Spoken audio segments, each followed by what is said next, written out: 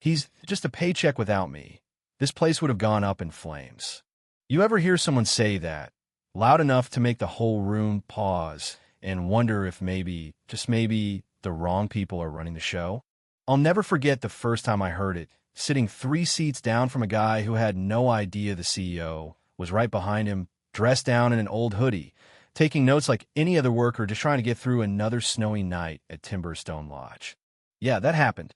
My name's Jackson Harmono. That weekend, I was just Jack from Q, and what I found out during that retreat at Harmonics Learning changed everything I thought I knew about leadership, loyalty, and the kind of people who keep the lights on when the doors are locked and nobody's watching. Let me back up a sec. We were there for our annual company retreat. 100 of us squeezed into a dining hall that smelled like would smoke and cafeteria mashed potatoes, all pretending to be more excited about trust falls than deadlines. I'd gone undercover no TV cruise, no cameras, not for some reality show stunt, but because something was broken in the company I'd built from scratch. People were leaving. Engagement numbers were down, but the reports were all surface polish, nothing I could sink my teeth into. So I shaved my beard, wore cheap sneakers, and signed in as Jack Morris, new guy from Denver support. Nobody gave me a second glance, which told me plenty right there. First night, we're halfway through the main course when Dylan, a guy with a big voice, big laugh, and an even bigger ego, decides to hold court. He's just a paycheck, Dylan says, stabbing at his plate. Without folks like me, this company would have folded years ago.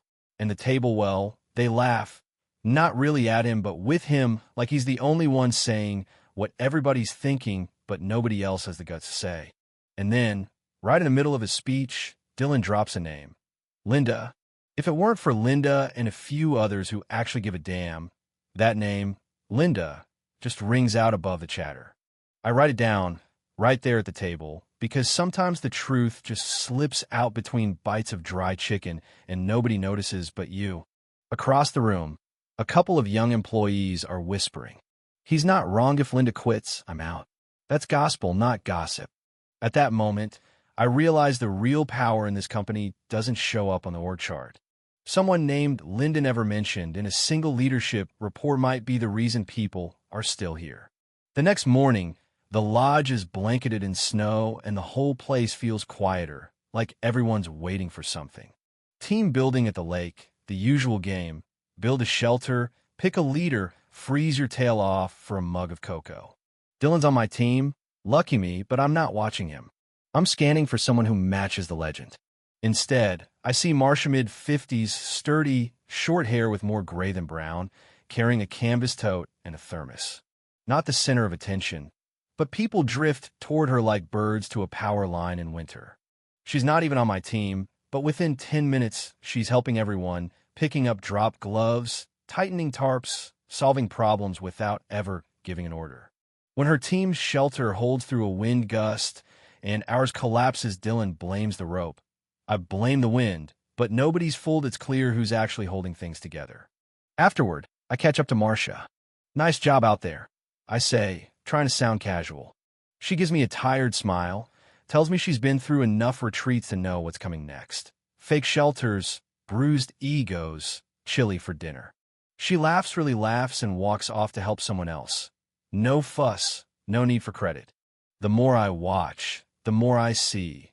She's the center of gravity here, the person everyone orbits without even realizing it. That night, by the fire, I hear more stories. Young employees talk about quitting, but they stayed because Marsha looked out for them, covered their mistakes, fought HR, got them through meltdowns. No drama, just action. There's no Slack log for that. No mention in board meetings, but these little rescues are the reason this company still feels like a team at all. I sit there, watching her hand out blankets and tie loose scarves, and I realize I've been chasing the wrong numbers for years. You know what's funny? Dylan, with all his swagger, sits by the far fire with his followers, but nobody's really with him. The real warmth is where Marsha is her quiet care, her unspoken leadership. The next day, Dylan picks a public fight. We're at another challenge, stacking crates, and when things go sideways, he singles out Marsha in front of the group. You got this habit of stepping in where no one asks. Some of us are tired of it, and everyone gets quiet. Not supportive, Not angry, just quiet. I want to rip off my disguise, shut it all down, but I wait. Marcia just folds her arms and says, helping isn't a habit. It's part of being on a team. But the damage is done. Nobody steps in. People just get quieter. That's how you know a company's in trouble, when the loudest voices don't get challenged, and the people holding it all together have to stand alone. That night, I set up a test, had IT send a fake security alert to every employee's phone. Instant panic. Dylan, of course, tells everyone to relax, says it's probably a glitch. Marcia? She's already on her laptop, calmly coordinating with IT, organizing the response, keeping everyone focused and safe. Within minutes, crisis solved, panic gone, not because of management, not because of the loudest guy, but because one woman did what leaders are supposed to do. Final morning, we're all in the main lodge, half awake, nobody expecting fireworks. The coordinator taps the mic. Jack Morris, got a closing message? I walk up, pause a beat, and let the room settle. Some of you know me as Jack, I say, but that's not my real name. Gasps. I'm Jackson Harmon, founder and CEO. Heads turn. I don't bother with a speech. Instead, I play footage from the retreat, Dylan dismissing concerns, Marcia quietly leading through the fake crisis. When I turn back, I say, some think I'm just a paycheck. Maybe they're right, but not the way they think. This company's been held together by the ones who show up without asking for credit. People like Marcia quench the reason we're still here.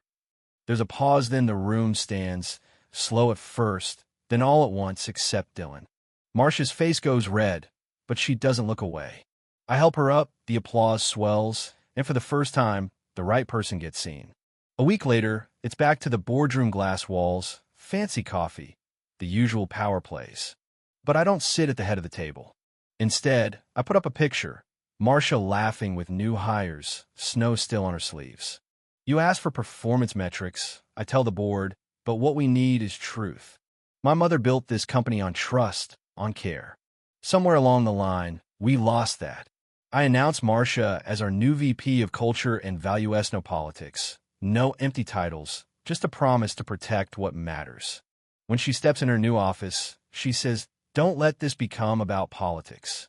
I nod. That's why you're here. We need leaders who show up, not just talk loud. We plan mentorship programs, exec shadowing staff, a culture built on seeing people, not numbers. Walking out of that meeting, I remember what Marcia said.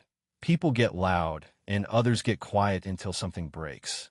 I've been quiet too long. No more. From now on, I stand with the people who do the work nobody sees, and if that means shaking up the system, good.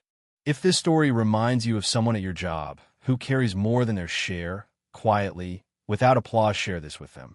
And tell me, who's the real leader where you work the loudest voice or the quiet hand that never lets the rope break? Let's talk about what leadership really means.